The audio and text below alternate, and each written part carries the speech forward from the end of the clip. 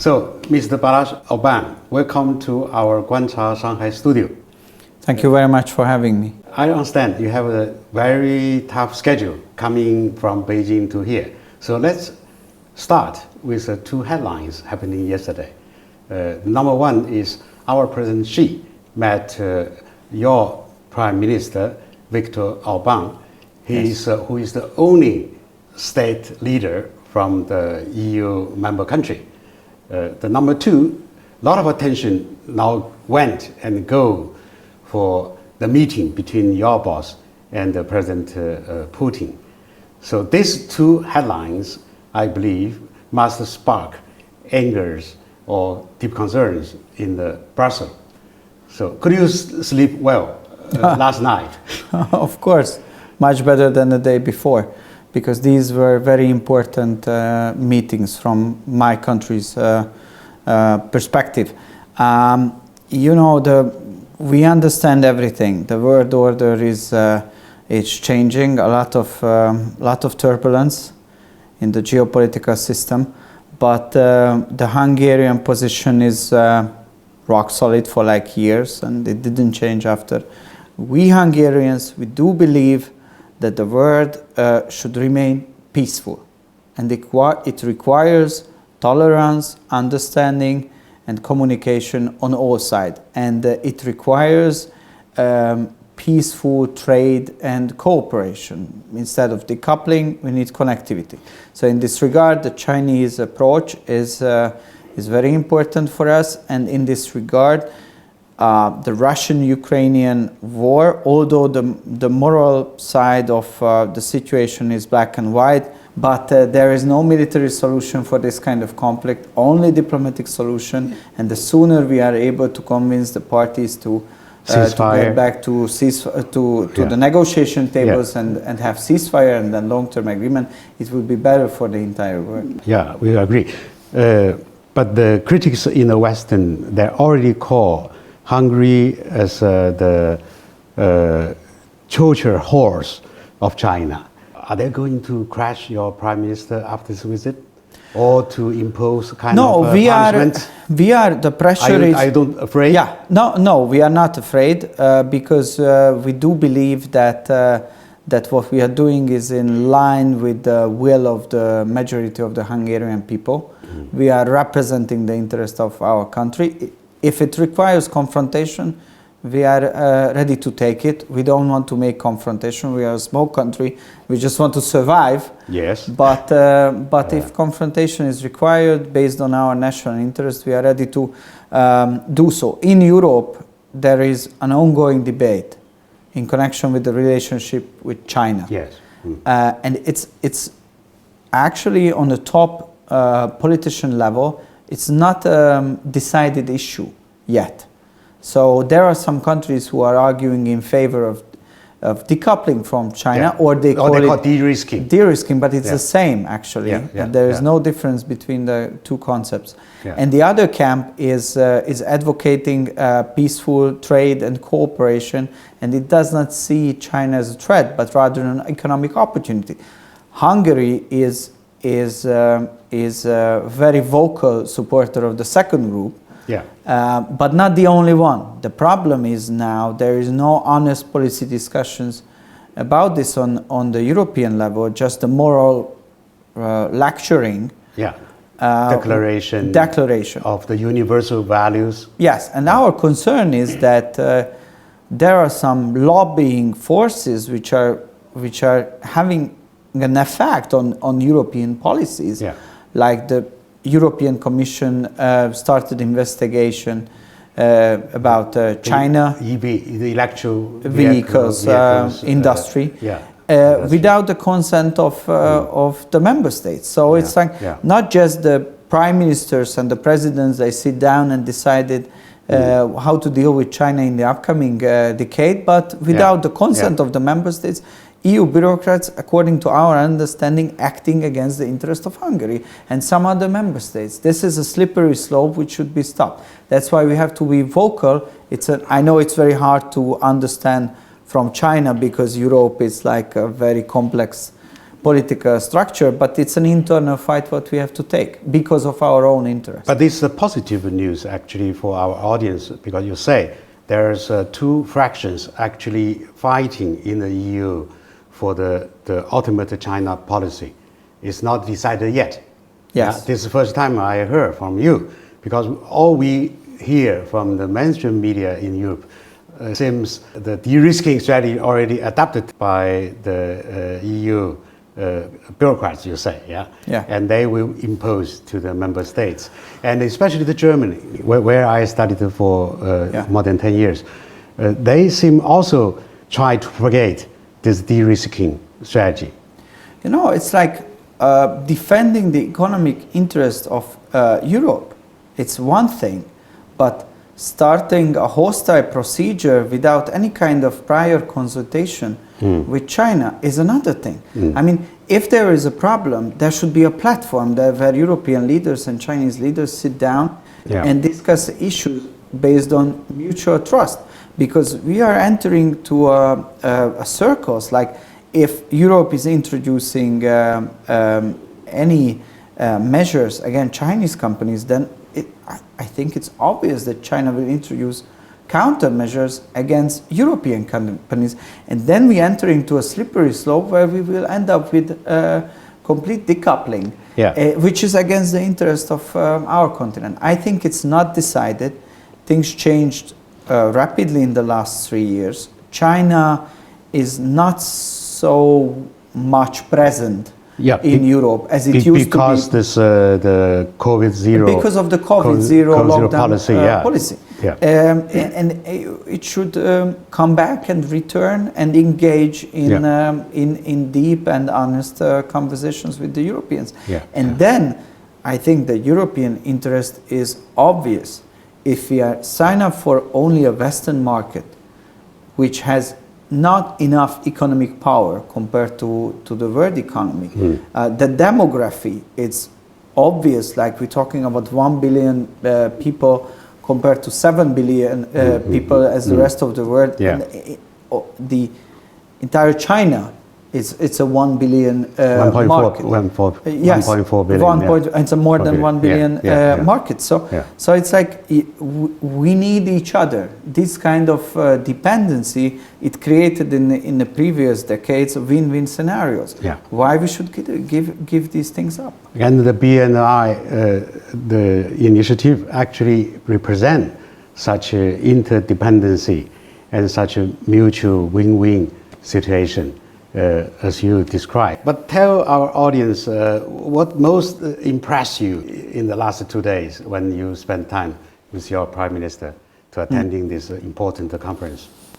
I think, you know, it's very obvious immediately to arrive that China is an ancient civilization. It has ancient roots, ancient way of doing politics, thinking about economy, thinking about foreign policy. And it's not a contemporary issue at all. It's just something deeply rooted in history. And this is something which we Hungarians admire, because we are an ancient nation. We arrived to our homeland 1,100 years ago. And I think we understand this. But we also admire you can keep your very unique language of this long time period. Indeed, we are, although we are in the middle of Europe, culturally we are an island. If you look on the map, and you will see that culturally we are an island. We have a very special, unique language. And we lost after the First World War 2/3 of our territory, all the raw materials and energy resources. So the only thing what we can count on is our brain. And this is why you got a lot of smart brains. You have to be. If you are small and you want to survive, you have to be smart. So in just last week, 2 of the new Nobel Prize winners came up to be Hungarians. In Olympic medals, scholars. So you have to be competitive and you have to be smart enough to survive.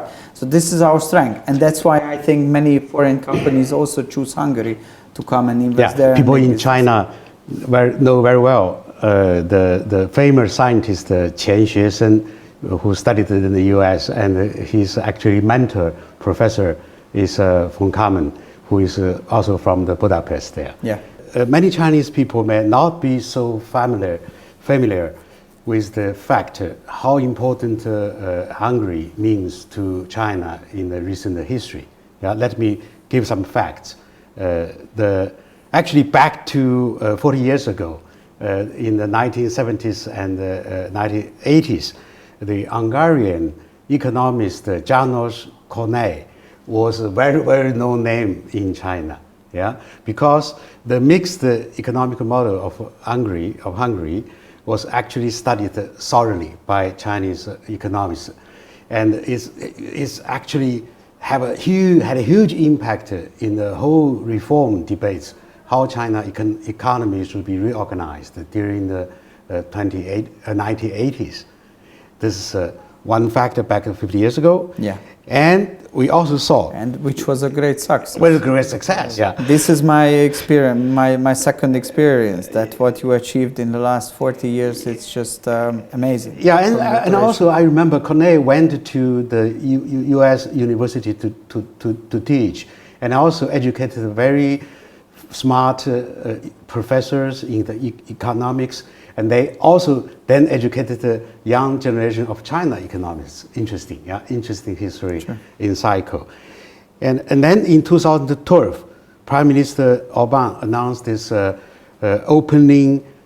Eastern opening policy, yeah, which actually shifted the focus from the Western Europe to Asia and to the Eurasia region.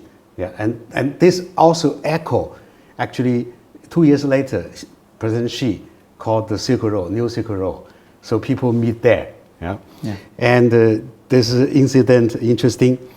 And in the last 4 years, Hungary didn't ban the Huawei 5G equipment projects, and other European countries that followed the U.S.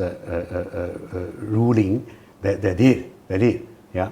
And when we prepared this interview, we saw in the past few months, very leading China EV manufacturers and the key core component manufacturers, they all set up the greenfield projects in Hungary. And you name the BYD, or your cartel, Ninde Shidai, or Huayou, or Ever Energy. Yeah, so they all look Hungary as their place, yeah, their place in Europe. So when Prime Minister Orban and his government came into power, the country was unfortunately in a very bad shape. The liberals, they destroyed the economy. We were almost in bankruptcy, and now we introduced a new economic and political structure. The unemployment rate went down. We were able to triple our GDP. We have a low and flat taxation, and the social cohesion is also stronger. The marriage is obviously up, and the fertility rate also up. Number of divorces down. So, but we experienced that the world order is shifting, and economic opportunities are also available not only on the West, but also on the East. Yeah. And if we are not using this as a window of opportunity, then there is a glass ceiling on the development on Hungary, and we don't want to have a glass ceiling on us. So in the Hungarian unique geographical position that we are in the middle of trade routes between East and West. And the West. Our ancestors came from East, so we have a kind of understanding about Eastern culture. And we have the 11th most complex economy on Earth, according to Harvard Complexity Index. So it positioning us into a situation where we would be able to host Eastern and Western investments at the same place where the technology of East and West could emerge, where we could be the gateway of Euro-Asian trade, where we could be the keystone state which is trying to provide peace, stability, and peaceful trade between the two partners. And we don't want to lose this opportunity. This is why we are a big advocates of But again, of then peace and connectivity. You will be for that. You will pay some price. No, we already paying. We For already example, paying. yeah, Like yeah.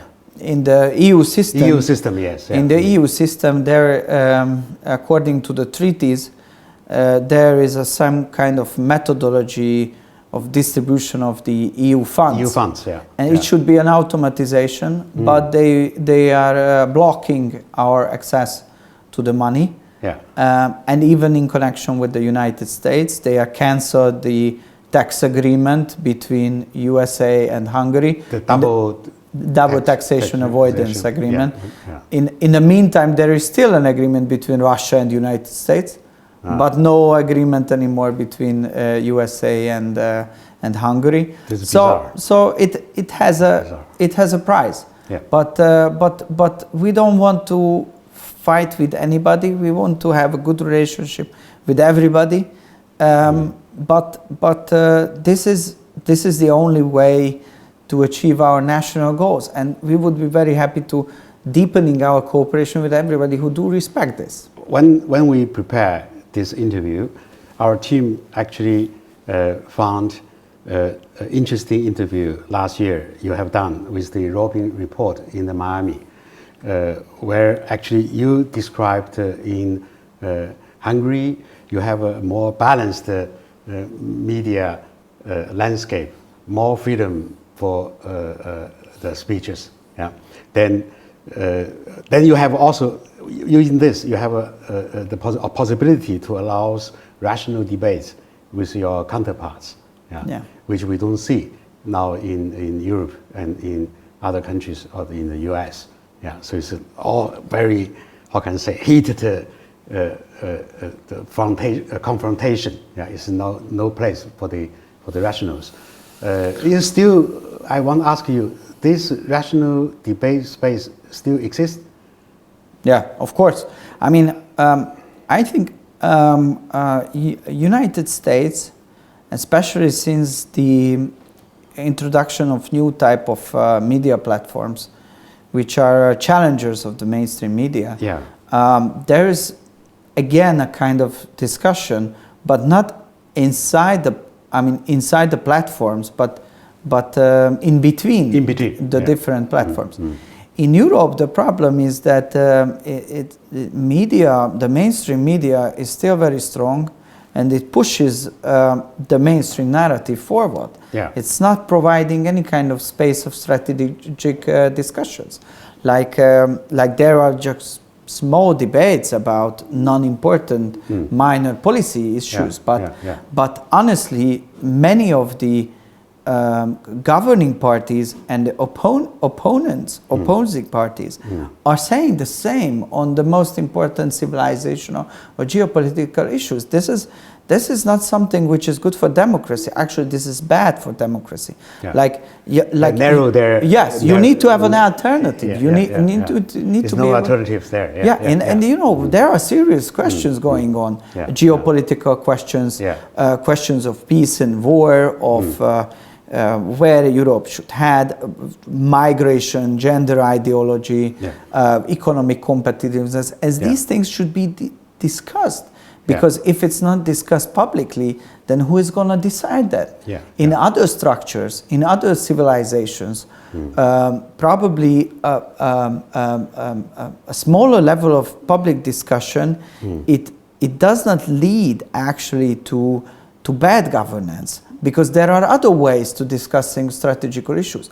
But in European democracies, which are built on the idea of discussing things publicly. So if it's not happening, then there are no real discussions. And this is a problem. So in Hungary, the media situation, I think in this regard, is fair.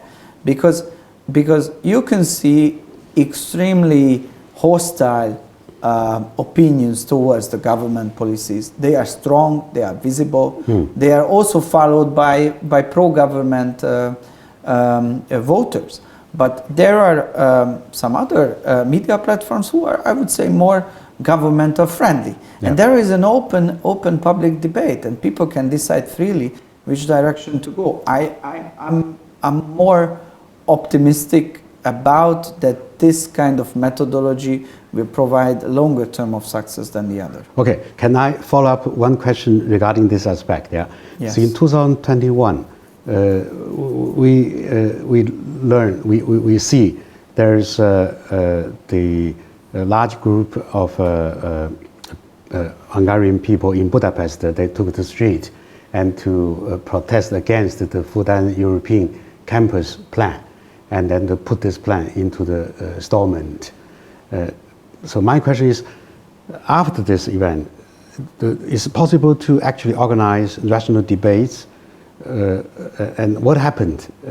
Is there some constructive idea coming out of this debates which would pave way for the project to be survived? Look, I think that the general situation is not so bad as you see it from that kind of demonstration, because the general situation is the following. If you look on the public opinion polls, the Eastern opening policy of the government and this kind of rational approach towards the current geopolitical conflict is backed by the huge majority of the society. So the government is backed in this regard, in connection with the Russian policy, in connection with the Chinese policy, because Hungarian people, they are not ideologically driven. They understand that the nation of survival requires realist approaches. So I think in general the attitude and the receptiveness is very good. So where the Budapest government was in the opposition hand, right? Yes. Unfortunately, Budapest is led by liberals. So they are obviously influenced by some views from outside, and these liberal Hungarians, they are also supported the Eastern opening policy. They supported before 2010, but they changed their mind since then. Because they want to play the opposition role? No, because they are financed from abroad. Sorry to say it so openly, but this is the truth. They are influenced by foreigners. And they realize that the liberal mainstream narrative about China, which used to be very friendly, just 10 years' time. They changed. They changed. And they propagated the China skepticism. Yes. And the China is Hungary become the Trojan horse. And the Hungarian agents are just following it. I think it's a sad, and what I can say from the government's point of view is that we are still committed to any forms of people-to-people exchange, because people-to-people exchange in various forms is extremely important. It's part of understanding each other. So, and I think the majority of the society is backing this kind of initiative. So we talked also about the foreign influence coming out and then to try intervene your internal political process, and maybe you help our audience to understand better the concept of a non-liberal democracy system a little bit more. Since you are here, we need to use this opportunity. Of course. I mean, it's like as a structure, it is very close to a liberal system in a sense that it provides freedom of choice for the people. Unfortunately, and I'm talking about facts, the Americans made the decision in 22 to interfere in local elections. They were financially supporting the opposition. They openly said that they want to have a new government in Budapest, not only Budapest, in some other places where there are conservative governments as well. But they failed. And our democracy or our political system is different in that regard, that it's because now in the West, if you are having liberal democracy, it means that it should be led by progressive ideology. And in this regard, we are different. So our system is democratic, and the majority of the people are conservative, socially conservatives, and national interest driven. And they don't want to have progressive ideology in the country. Sorry, they don't want to have it. They don't want to have gender ideology. They don't want to have mass migration. They don't want higher taxes. Yeah. They don't want give up their own sovereignty or the sovereignty of the country. Very important. Yes, it's very important. We see Germany doesn't have their full sovereignty. Yes, yes. And so it's like this is the difference, but it's not a difference in the system. The system provides a different result, which is backed by the majority of the people. Yeah. And I think that if you want to understand the political success of Fidesz, is that we were able in the last 13 years to provide national unity way beyond the political support of Fidesz as a political party in the most important issues. Like I mentioned, migration. We organized a national referendum in 2016 and overwhelming majority of the people voted against receiving illegal migrants. Across the parties, Across the parties. Even the opposite voters who are not in favor of Fidesz, they voted on the same position. Same issue, same issue. And I think it's important. In a democracy, if you want to have a stable government, you need to find the topics which are unifying the nation. And be very tough on these issues. In November 2022, when John Michelheimer visited Hungary, and you tweeted, actually, we need more such cool-headed realists like him to make the world a better, safer place. Yes. But then someone got angry in the cross-Atlantic. We know this, the Francis Fukuyama, and he accused Michelheimer actually is being moving from the realist position to a mega guy position, so to make American great again. And then you replied to him, perhaps this is still a better position to be moving somewhere than to be stuck in one place like at the end of history. We all laughing when we saw this exchange. This change fire. So in the 观察, at least I could praise you. I couldn't praise Francis. We couldn't agree more on this. So, but my question is, as we are living actually in the post-liberal era, passing Fukuyama's end, we all observe the trend of a coming back or resurgence of the traditionalism over all the places in the world. And also in China, we are talking how to fusion China socialism with our Chinese ancient culture heritage. It's a very bold move from our President Xi to ask, we call this a second combination in the discourse. But how this international cooperation among the different conservative forces in the world, how can they get more aligned and then to better fight the liberals in the world? So you have some suggestion? You have some historical future model in your mind? I think that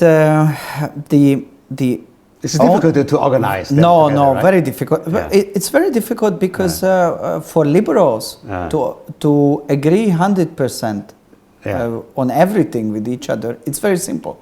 Because the same universalist liberal ideas, and it doesn't matter whether it's in Beijing, in Washington, in Budapest, in Lesotho. It's like it's all the ideas are the same. And it doesn't matter what realities are around them.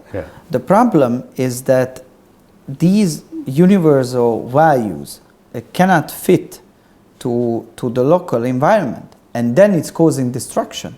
And then it's causing destruction which can affect the entire world. So paradoxically or surprisingly, the liberal interventionist foreign policy, which is most important goal would be to stabilize and bring into the foreign policy discussion a mutual understanding. The consequence of this policy is completely the opposite. It's disrupting the entire world order. And this is what we experience now. This is why why I think that the end of history narrative of Francis Fukuyama is not only not true, but it has a very devastating effect. Devastating effect. Yeah. So national conservatism or sovereigntist or realistic approach towards foreign policy, I think it's the only way to be tolerant towards each other, to have a requirement to have a deeper understanding on each other, and find a modus vivendi in the situation. So it's interesting, but this is the case. If you are a nationalist, if you are a sovereigntist, if you are a patriot, if you love your homeland, love your country, then you are not interventionist. You don't want to occupy others, and based on this, you just want to protect what you have and make them flourishing. And based on that, it's very easy for you to understand another country's perspective and to cooperate. It does not mean mutual respect, but it does provide more room for narratives. And it doesn't mean that you will be 100% on the same side. But it doesn't bother you, because you know that the other party is driven by its own national interest, which should obviously different from your national interest, because the nations are where different. The liberals are totally intolerant. Because they require 100% agreement on everything. And it's not just a Western concept. I mean, among the Western countries, we are able to build together a coalition of people, experts, thinkers, academics, who are understanding the importance of pushback of liberalism and having a national conservative or post-liberal new idea. But I think it also fits for the rest of the world, and this could be a glue which is causing more stability in the world order. We should create some loose international federation to have ideas together, right? To have a gathering. But what we have to, it's like there is an ongoing debate how the Western values are adapting to, for example, Chinese values. But I think this is not a good discussion because they are obviously different. The problem is not that. The problem is that if one party wants to convince the other that during the cooperation their values should be followed, and this is the problem. The migration issue is a very good teaching was a very good teaching for us Hungarians, because we were saying that we don't want to end up with a multicultural society. We don't want to import people from different civilizations. You want to preserve the Christian tradition. We want to preserve, even we said that we want to preserve Christian tradition. If Chinese guy tried to marry a Hungarian girl, then he should be better than Christian, right? No. So it's not based on the it's based on the cultural value. Exactly, it's not about personal faith. It's about the value system. Our political economic system is based on Christian tradition, whether we deny it or not. This is the truth. This is the truth. And it's also based in the Christian tradition that if you want to be atheist, but can you bring this value into your constitution? Yes, we did so. You did it already. We did so. Okay. The constitution is open. Thank you very much. It's open. I mean, we are living in such a turbulent times that we had to declare in our constitutions that the father is a man, a mother is a woman, the marriage is only between one man and woman. So these crazy things should put in the constitution, because otherwise it's not working. But even despite of this very strong migration position, our relationship with many of the Arab countries or Muslim countries like Turkey or Egypt never been such a good relationship than before than now. So because they don't require from us to give up our values, we do not require from them to give up their own values. We respect each other's values. We respect each other's old nationhood and civilizational backgrounds. And based on that, mutual understanding, we can have good cooperation. So back to the Chinese-Hungarian relation. Now the BRI project we now expecting the second 10 years of the BRI is actually, and Hungary entered the BRI project for 8 years since 2015. So can you tell us the real benefit that people got in your country, and what are your expectations for next 10 years? So we have one flagship project, the Budapest-Belgrade Railway, which is actually the most important flagship connectivity-based project between our nations, the Serbian and the Hungarian. And it is honestly the basic pillar of a very good cooperation, cooperation between neighbors. And so we are very thankful for that. And many new technology-based Chinese companies made the decision to choose Hungary as the first country in Europe. As a consequence of this, we could be the second or the third largest battery-producing company, not just based on the population, but based on the total numbers. And we could be a place where Western technology and Eastern technology, for example, German car manufacturing companies and research departments, and Chinese battery companies and research department go and work together. So we are because you are more tolerant. Of course. So it's like we let it happen. You have the place like the Preußen in the back 200 years. In Europe, So it's like, and we hope that our companies, our people, will also benefit from that and be a leading European country in many of the most advanced technologies. It's a clear benefit. So Belt and Road Initiative plays a very important role. We take the entire initiative very seriously. So it's like the entire Belt and Road initiatives to connect the Euro-Asia continent and connect the countries. In the meantime, this is a driving force for us. So through this idea of working together, we have good relations, as I mentioned, Turks, Azerbaijan, Georgia, Uzbekistan, and so on and so on. So it's a complex effort. And President Xi, when he initiated this, he was the one who could create a platform and a very stable and solid format for this. So we are very thankful for it. We see that. Okay, then enjoy your trip in China. Thank you very much. We coming to a real end. Thank you. Thank you very much Mr. for Balas Orban in our studio.